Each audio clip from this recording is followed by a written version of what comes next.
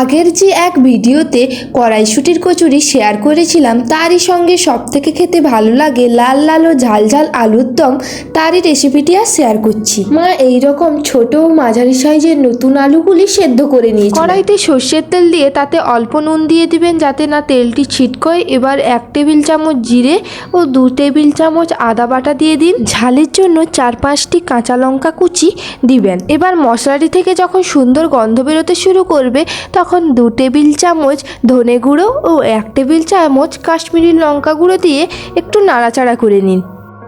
এবার তাতে 2টি টমেটো পেস্ট দিয়ে ভালোভাবে কষিয়ে নিন। এবার এতে 2 চামচ কাজু বাটা পেস্ট দিয়ে দিন।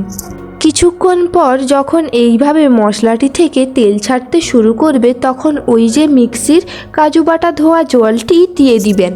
এই সময় ঝালটি ব্যালেন্স করার জন্য 1/2 চামচ চিনি দিয়ে দিবেন। মশলাটি একটু ফুটে এলেই তাতে সেদ্ধ করে রাখা আলুগুলি দিয়ে দিবেন। ভালোভাবে মশলাগুলির সঙ্গে মিশিয়ে নেবেন। আলুগুলিকে কাঁটা চামচ দিয়ে কানা করে দেবেন যাতে মশলাগুলি ভেতরে ঢোকে। আবারও অল্প পরিমাণ জল দিয়ে ফুটিয়ে নেবেন। জলটি যখন কমে এইভাবে মাখা মাখা হয়ে যাবে তখন নামিয়ে পরিবেশন করুন। এইভাবে একবার বাড়িতে বানিয়ে দেখবেন, খেতে খুব সুস্বাদু লাগবে। ভিডিওটি ভালো লাগলে অবশ্যই লাইক, শেয়ার ও কমেন্ট করবেন।